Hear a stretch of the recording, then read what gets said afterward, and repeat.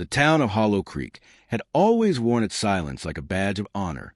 Nights were long, the stars heavy, and secrets stayed buried in the clay-rich soil that held more history than the locals cared to admit. Sheriff Luke Rayner thought he'd heard every kind of growl from his German shepherd, Ace, but the one that echoed under McAllister Porch that late autumn evening was different. It wasn't warning, it wasn't fear. It was a demand. A sound so raw it made Luke's hand freeze on the flashlight.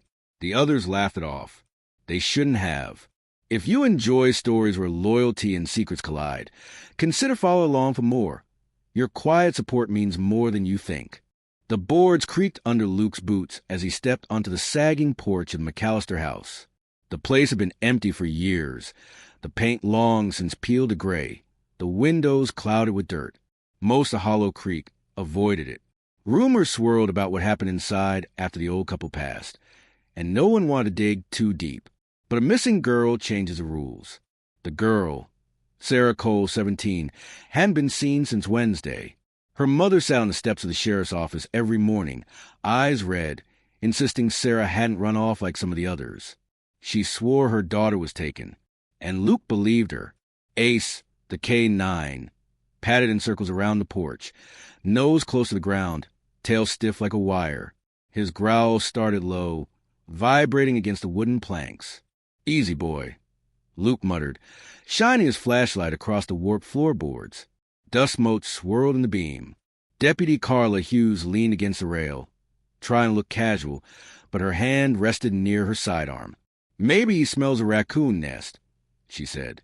Luke crouched beside the shepherd, feeling the tension coiled in the dog's body. "That's not raccoon," he said. Ace's growls weren't warning. They were focused, pinpoint. "Then what?" Carla's voice carried that same skepticism she'd been throwing his way for months, ever since he'd shut her out of the last case. "Don't tell me you're about to tear up the McAllister porch because your dog's in a mood." Luke didn't answer. He watched Ace's paw scratch against the wood, again and again, pulling up splinters.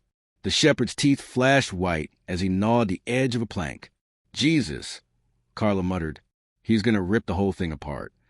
From the dirt path, another voice joined them. "Looks like he's found himself a ghost."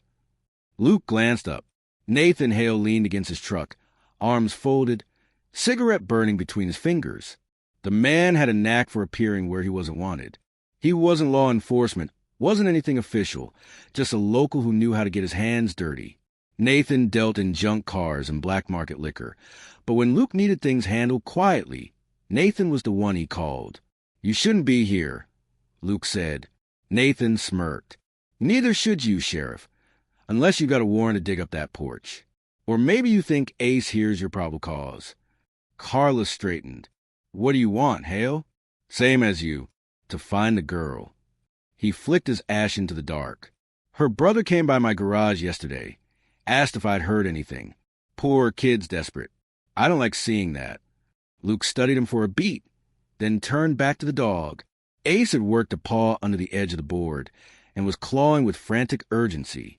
Wood groaned, cracked, splintered. "Carla," Luke said quietly, pry bars in the truck bed. "Get it." She opened her mouth, ready to argue, then thought better of it and walked off. Nathan chuckled under his breath. "You really trust that mutt more than your own deputies, huh?" Luke ignored him. He knelt and ran his fingers across the seam where Ace scratched. Something about the wood was wrong. Too loose, too deliberate. Not the natural sag of an old house, but the careful work of someone who'd replaced it. Carla returned with the bar. Luke wedged it beneath the plank and heaved. The nails groaned and popped loose one by one until the board lifted. Ace shoved his snout into the dark cavity beneath. Dirt flew as the shepherd dug with wild intensity. Then his muzzle emerged, clamped around something wrapped in leather. Luke's throat went dry. It wasn't bones. It wasn't a scrap of clothing. It was a book, a journal, the cover weathered, edges stiff with dirt. Carla swore softly. Nathan leaned closer, smoke curling around his grin. "Now, that's interesting." Luke took it carefully, brushing the soil from the cracked leather. The strap was brittle, but intact. He felt Carla's eyes on him, felt the weight of Nathan's stare too. "What's in it?" Carla asked, Luke hesitated. Opening it here felt wrong. The house loomed behind them, silent, watchful. The journal was cold in his hands, as though it had been waiting. Back at the station, Luke said finally. Carla nodded, though her jaw was tight. Nathan's grin widened. You afraid of a little bedtime story? Stay out of this, Hale. The man raised both hands, mock innocent. Sure, but when that thing points to something nasty, don't pretend you didn't want help cleaning it up. Luke slipped the journal into a plastic evidence bag. Ace whined low, still fixated on the hole, as if whatever truth the dog had unearthed wasn't finished speaking yet. The drive back into Hollow Creek was quiet. Carla sat stiff in the passenger seat, arms folded, while Ace lay across the back, eyes never leaving the journal. Luke's hands gripped the wheel harder than he meant to. You really trust Nathan Hale? Carla asked finally, her voice sharp in the dark cab. I don't trust him, Luke said, but sometimes you need a man who knows where the bodies are buried. She shot him a look. That's supposed to be funny? He didn't answer. The sheriff's office was dim when they arrived, the old clock ticking too loud in the silence. Luke laid the journal on his desk, careful not to disturb the dirt clinging to it. Ace sat at his side, head tilted, ears pricked. Carla leaned in. Open it. Luke drew a breath and unfastened the strap. The leather creaked as it gave way. Pages yellow with time revealed cramped handwriting, neat but relentless. The ink had bled in places, but most of it remained legible. The first page bore a date, August 4th, 1987. Luke's stomach tightened. That was the summer the McAllister's daughter had gone missing. Carla whispered, "Oh my God!" Luke scanned the first lines. She won't stop screaming. I told him not to bring her here. If anyone finds out what we've done. His eyes froze on the words. The room seemed to shrink around him, the air too thick. Carla's hand trembled as she touched the page. This is a confession. From the doorway, Nathan's voice cut in. Or a trap. Luke's head snapped up. Hale leaned against the frame. Cigarette gone. Eyes sharp. He must have followed them. Carla bristled. You've got no right. Save it, Nathan said. His gaze stayed fixed on Luke. You start pulling on this thread, Sheriff. You'd better be ready for the whole town to unravel. Luke closed the journal slowly, the weight of it pressing against his palms like a stone. Outside, the wind moaned through Hollow Creek, carrying the sound of Ace's low growl. This wasn't just about Sarah Cole anymore. This was about something buried far deeper. The journal sat between them like a living thing. Luke kept the strap unfastened, though part of him wanted to lash it tight and bury it back beneath the McAllister porch. Carla hovered near his desk, her eyes shifting between the pages and the sheriff's face. Nathan Hale lounged in the corner chair like he owned it, boots crossed on the edge of the filing cabinet. Ace didn't move. The shepherd's gaze locked on the journal, his growl rising and falling in a rhythm that made the office walls feel smaller. Luke flipped another page. The ink scratched into the paper seemed angrier now, hurried. August 12th, 1987. He said the girl would keep quiet if we promised her family money. He's a fool. She knows too much. The screaming won't stop at night. I can't think. If anyone hears. Luke felt his pulse in his throat. His mind conjured a name unbidden. Emily McAllister. The daughter who'd vanished that same summer. The one the town whispered about, but never solved. Officially, she'd been labeled a runaway. But everyone knew Hollow Creek's rumors. Theories about her body in the woods or a riverbed grave. Carla's hand trembled against the back of his chair. It's her, she whispered. It has to be. Nathan leaned forward, his grin faded, eyes calculating. Or someone wanted us to think it was. You ever consider how convenient this looks? 38 years, and suddenly your mutt sniffs out a diary under the porch. Luke didn't answer. His mind was working faster than his tongue. He flipped another page. August 16th, 1987. He lost his temper tonight. I told him not to hurt her, but he doesn't listen anymore.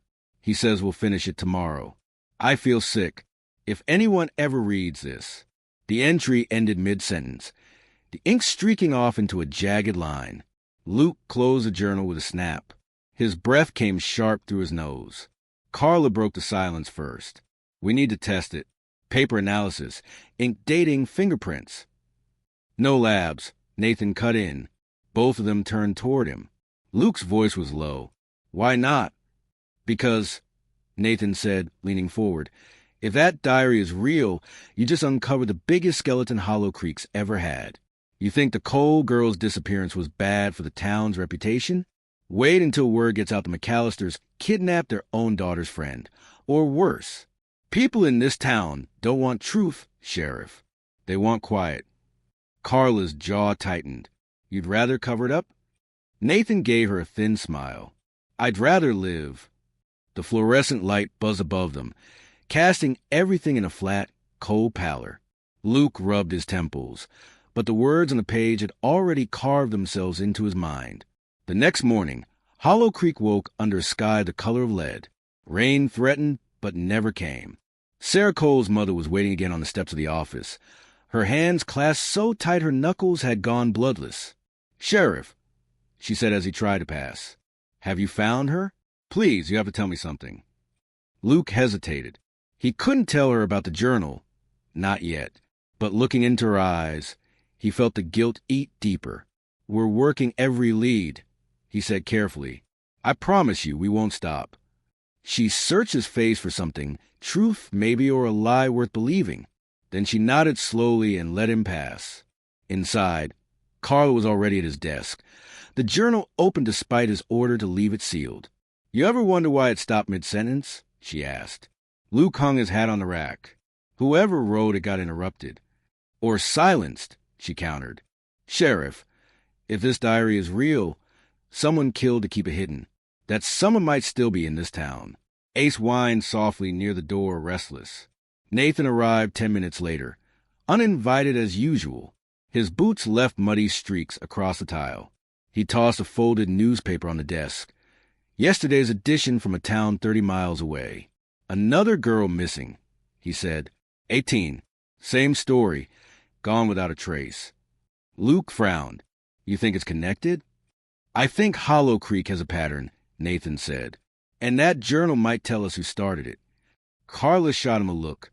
You just said last night we should bury it. Nathan shrugged. I slept on it. Changed my mind. Luke studied him. Something flickered in Nathan's eyes. Fear, maybe, or calculation. It was hard to tell with men like him. That night, Luke took the journal home. He told Carla it was for safekeeping, but truthfully, he didn't trust leaving it in the office. Too many eyes, too many chances for things to disappear. His cabin sat on the edge of the pines, far from town. The wood stove kept the rooms warm, and the only sound was the distant rush of Hollow Creek itself. He sat at the kitchen table, the journal open under a lamp, Ace lying at his feet.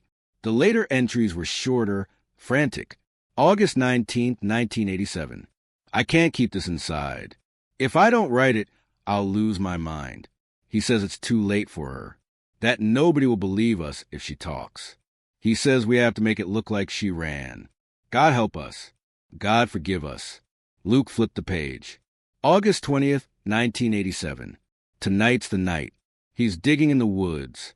I hear her crying through the walls. I can't watch this anymore. If anyone ever finds his journal, know that I tried. The ink cut off again. Luke leaned back, heart pounding. His chair creaked loud in the quiet cabin. The date burned in his head, August 20th. That was the night Emily McAllister vanished. Ace growled low, ears pricking toward the door. Luke froze.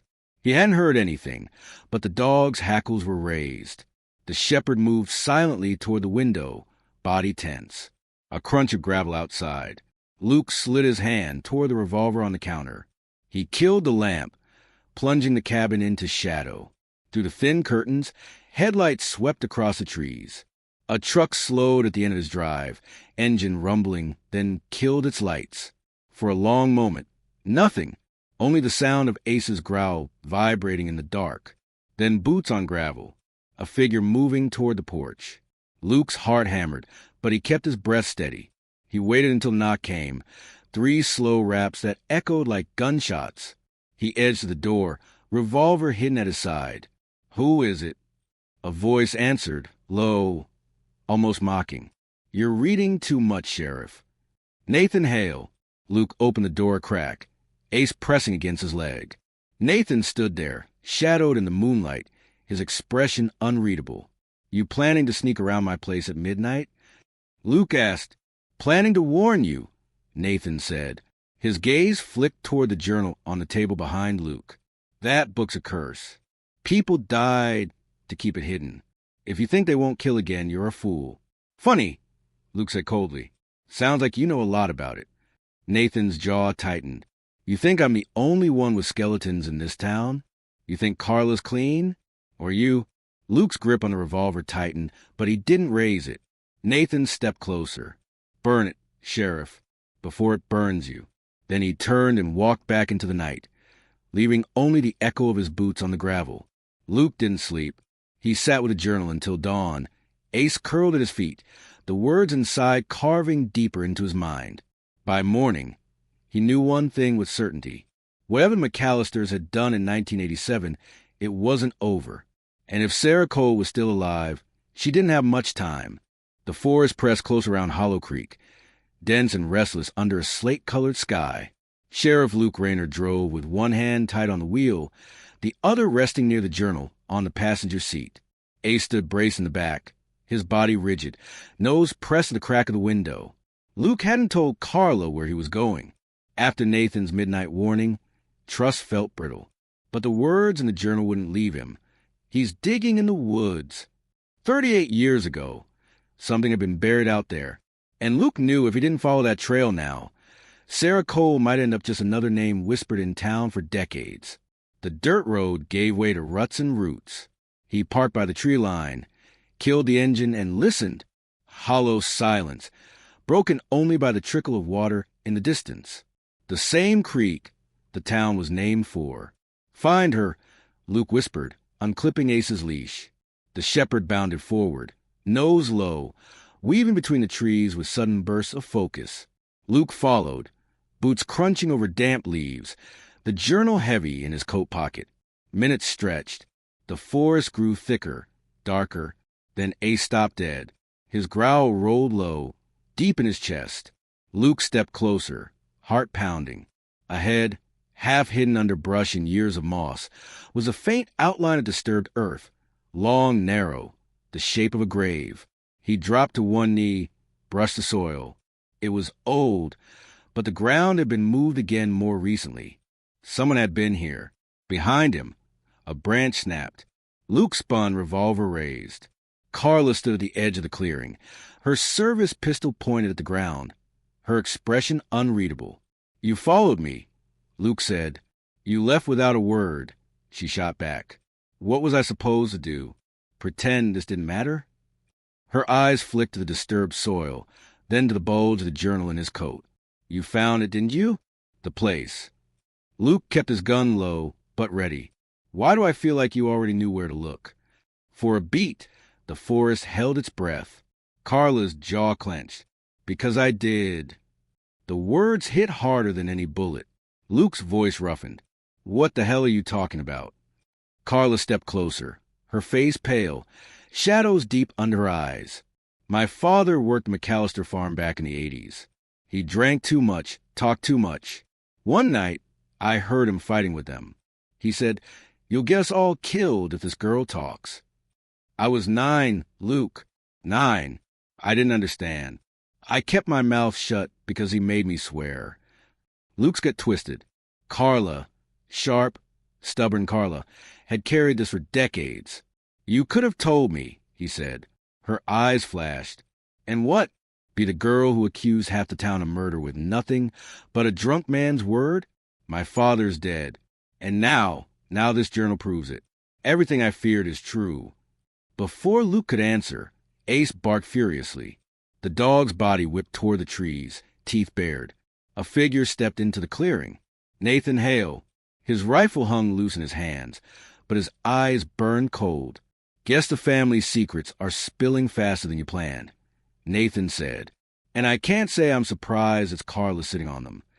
Carla raised her pistol. Don't take another step. Nathan ignored her, his gaze fixed on Luke. You read the part about who was really there that night? Luke's breath caught.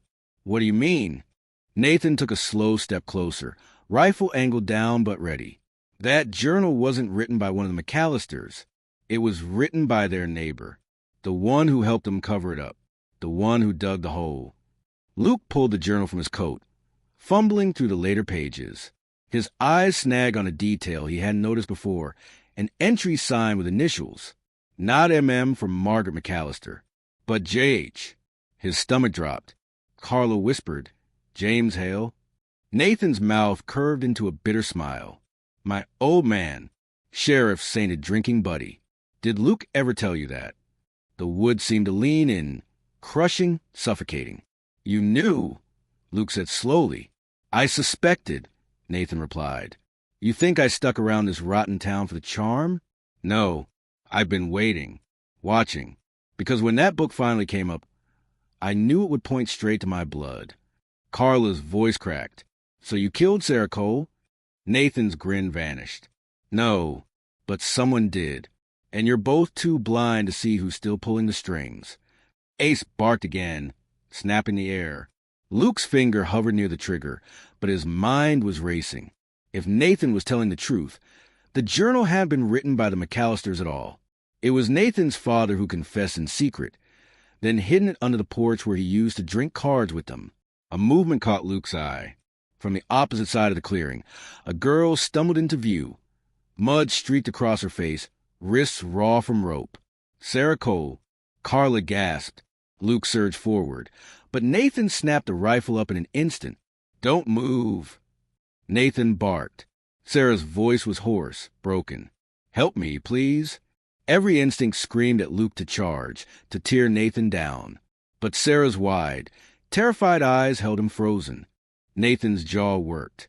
He looked at the girl, then back at Luke. You don't get it, do you? She wasn't taken for ransom.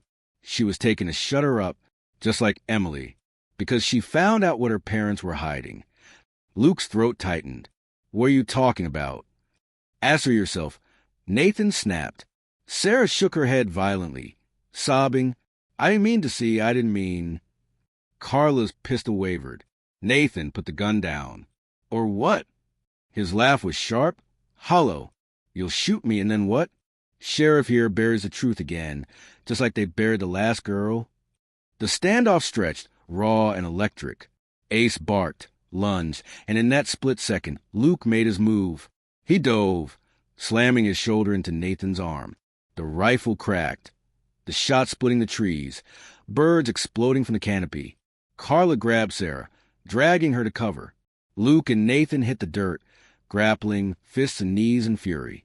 Nathan fought like a man who'd been waiting his whole life for this. His hand closed on a rock, swinging it down hard. Pain burst white across Luke's skull. Ace launched, teeth sinking into Nathan's arm. Nathan howled, the rock dropping from his grip.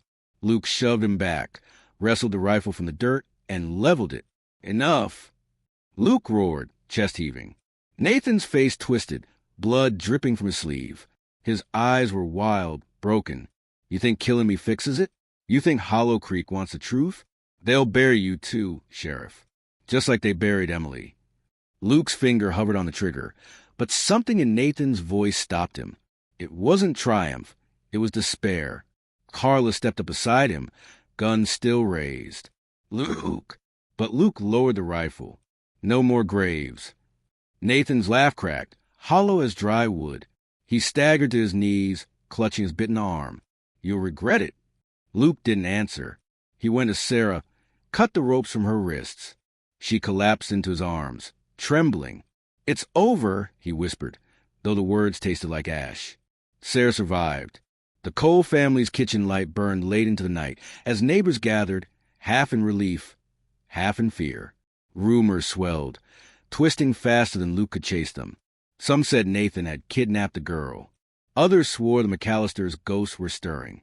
In the quiet after, Luke sat on his porch with Ace at his feet, the journal resting in his lap. The leather was worn smooth by his hands. He knew he should log it into evidence, send it up the chain. But he also knew Nathan was right about one thing. Hollow Creek wasn't ready for truth. He opened to the last page again. The handwriting wavered, ink smeared by sweat or tears. If anyone finds us, know that I tried. But the sins of Hollow Creek don't belong to one man. They belong to all of us who stayed silent. Luke closed the book gently. The night was still, the stars sharp above the pines. Ace lifted his head, ears twitching at some sound only he could hear. Luke rested a hand on the shepherd's neck. "Good boy," he murmured. In the hush, he realized the growl that started it all wasn't a warning. It was a reminder. Sometimes the past doesn't stay buried, and sometimes neither does the truth.